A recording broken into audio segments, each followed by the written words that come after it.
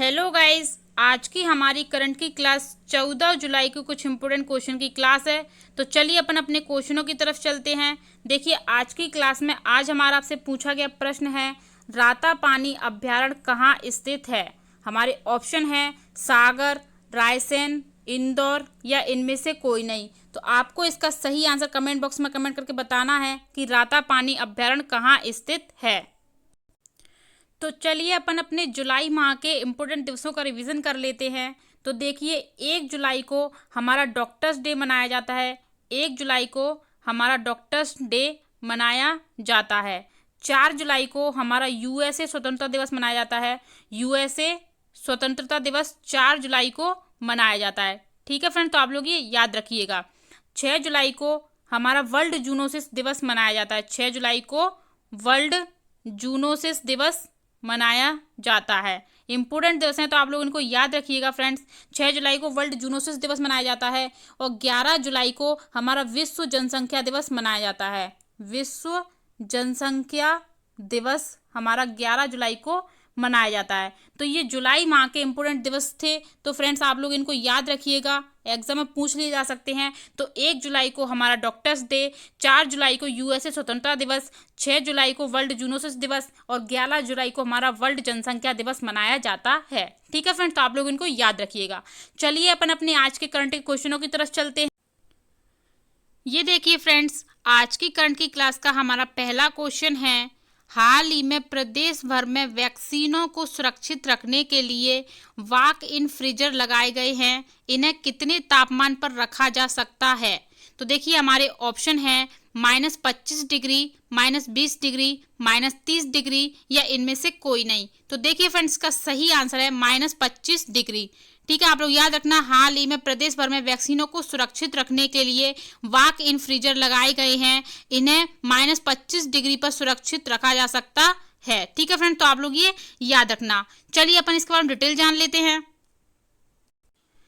ये देखिए, स्पुतनिक सहित ऐसी वैक्सीन जो माइनस तापमान में सुरक्षित रह सकती हैं, उनके लिए प्रदेश भर में कोल्ड चेन तैयार की गई है। ग्वालियर, इंदौर, भोपाल, जबलपुर, सागर, उज्जैन में -25 डिग्री पर वैक्सीन को सुरक्षित रखने के लिए वॉक इन फ्रीजर लगाए गए हैं। इन फ्रीजर में अब वह सभी वैक्सीन सुरक्षित रखी जा सकेंगी जिन्हें -18 या इससे अधिक माइनस तापमान में रखा जाता है। स्वास्थ्य विभाग के अफसरों का कहना है कि भारत सरकार द्वारा यह प्रदेश के सभी महानगरों में कोल्ड चेन तैयार कराई है। ग्वालियर में 8 लाख रुपए कीमत का 20 क्यूबिक का फ्रीजर तैयार किया गया है। ठीक है फ्रेंड्स, तो आप लोग ये याद रखना कि ऐसी स्पुतनिक ऐसी वैक्सीन जो माइनस तापमान में सुरक्षित रखी जा सकती है, प्रदेश भर में कोल्ड चेन तैयार हो गई है, जिसे -25 डिग्री पर सुरक्षित रखा जा सकता है। ठीक है फ्रेंड्स, तो आप लोग ये याद रखिएगा। चलिए अपन नेक्स्ट क्वेश्चन देखते हैं। ये देखिए, अगला क्वेश्चन है, हाल ही में मुख्यमंत्री शिवराज सिंह चौहान द्वारा प्रदेश में कोविड बाल सेवा योजना के तहत 736 बच्चों को कितने रुपए की आर्थिक मदद की गई है। हमारे ऑप्शन है 40 लाख, 30 लाख, 20 लाख या 10 लाख। तो देखिए फ्रेंड्स, इसका सही आंसर है 20 लाख रुपए। ठीक है, आप लोग याद रखना, हाल ही में मुख्यमंत्री शिवराज सिंह चौहान द्वारा प्रदेश में कोविड बाल सेवा योजना के तहत 736 बच्चों को 20 लाख रुपए की आर्थिक मदद की गई है। ठीक है फ्रेंड्स, डेली ऐसी करंट क्लास लेने के लिए हमारे धाकड़ कॉम्बो क्लासेस के यूट्यूब चैनल को सब्सक्राइब कर दीजिए और बेल आइकन दबा दीजिए। ठीक है फ्रेंड्स, वीडियो को ज़्यादा से ज़्यादा शेयर कर दीजिए। जिस किसी को भी करंट की पीडीएफ चाहिए वो हमारे टेलीग्राम चैनल धाकड़ कॉम्बो क्लासेस को ज्वाइन कर ले, उसको हमारी पीडीएफ मिल जाया करेगी। चलिए अपन इसके बारे में डिटेल जान लेते हैं। ये देखिए, कोरोना संकट के दौरान अनाथ हुए बच्चों को आर्थिक सहायता उपलब्ध कराने के लिए मुख्यमंत्री शिवराज सिंह चौहान द्वारा लागू की गई कोविड बाल सेवा योजना में 336 बच्चों को 20 लाख रुपए की आर्थिक मदद की गई है। मुख्यमंत्री कोविड विशेष अनुग्रह योजना में 63 आवेदनों पर कार्रवाई करते हुए 1.5 करोड़ रुपए से अधिक का भुगतान किया जा चुका है। मुख्यमंत्री कोविड बाल सेवा योजना में उन बच्चों को लाभान्वित किया जा रहा है जिनके माता पिता की मृत्यु कोरोना की वजह से हो गई है। ऐसे बच्चों को निःशुल्क खाद्यान्न, पढ़ाई से लेकर आर्थिक सुरक्षा दी जा रही है। 21 मई 2021 को योजना प्रारंभ की गई थी। ठीक है फ्रेंड्स, आप लोग याद रखना, कोविड बाल सेवा योजना हमारी 21 मई 2021 को प्रारंभ की गई थी। ठीक है फ्रेंड्स, तो आप लोग ये याद रखिएगा। चलिए अपन अपना नेक्स्ट क्वेश्चन देखते हैं। ये देखिए अगला क्वेश्चन है, हाल ही में विधायक रामेश्वर शर्मा द्वारा मध्य प्रदेश में जनसंख्या नियंत्रण कानून लागू करने की मांग उठाई गई है, उनका निर्वाचन क्षेत्र है।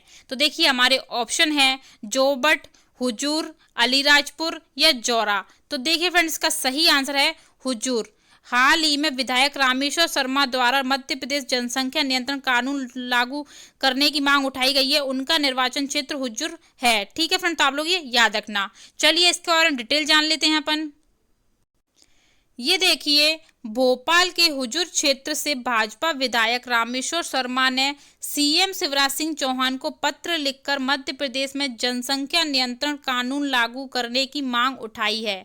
विधायक शर्मा ने पत्र में कहा कि जनसंख्या नियंत्रण कानून के देश की आवश्यकता है।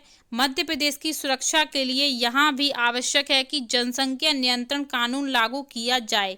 बच्चे पैदा कर सड़क पर छोड़ने के लिए नहीं है।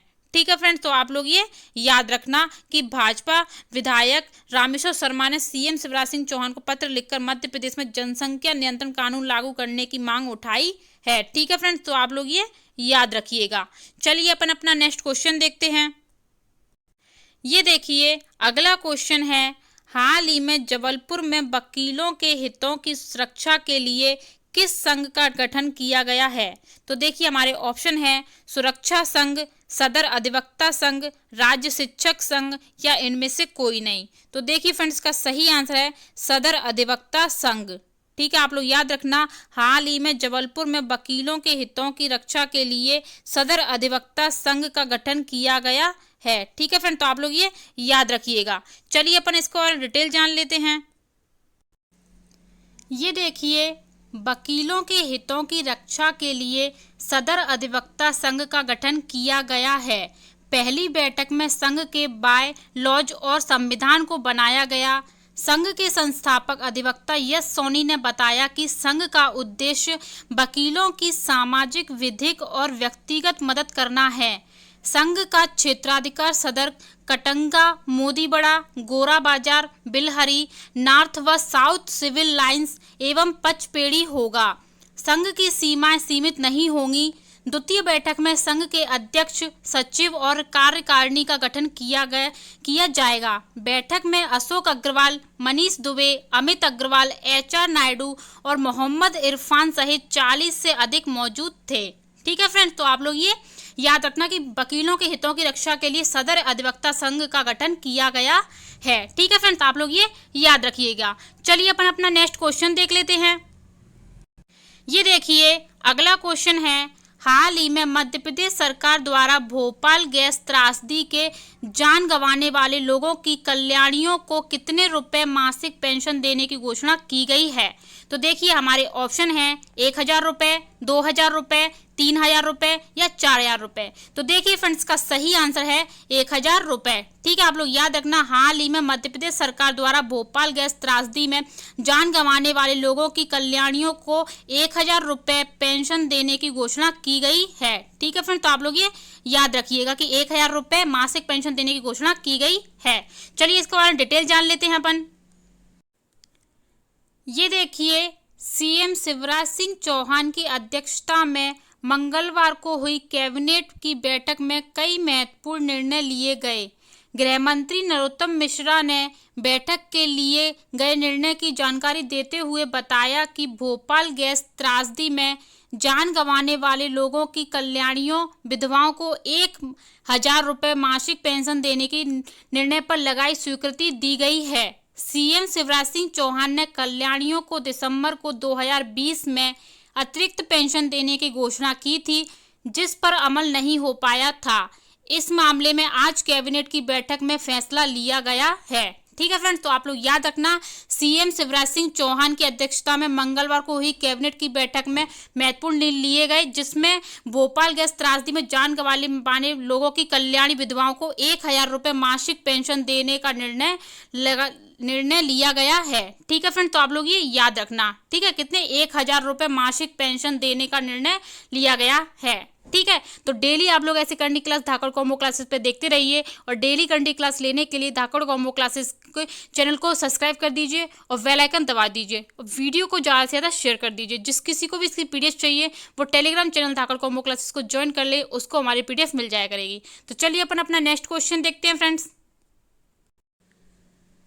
ये देखिए फ्रेंड्स, कल की करंट की क्लास 13 जुलाई की क्लास में हमारा आपसे पूछा गया प्रश्न था, मध्य प्रदेश के कितने जिलों से होकर कर्क रेखा गुजरती है। तो देखिए हमारे ऑप्शन हैं 16 जिलों से, 15 जिलों से, 14 जिलों से, या इनमें से कोई नहीं। तो देखिए फ्रेंड्स, इसका सही आंसर है 14 जिलों से। मध्य प्रदेश के 14 जिलों से होकर कर्क रेखा गुजरती है। ठीक है फ्रेंड्स, तो आप लोग ये याद रखिएगा। चलिए अपन 14 जिले कौन कौन से अपन जान लेते हैं। तो ये देखिए फ्रेंड्स, मध्य प्रदेश में कर्क रेखा 14 जिलों से होकर गुजरती है। 14 जिलों से होकर गुजरती है। ठीक है फ्रेंड्स, तो आप लोग ये याद रखना, 14 जिलों से होकर गुजरती है। तो 14 जिले अपन जान लेते हैं कौन कौन से हैं। तो देखिए रतलाम है, रतलाम, उज्जैन, आगर मालवा, राजगढ़, सीहोर, भोपाल, विदिशा, रायसेन,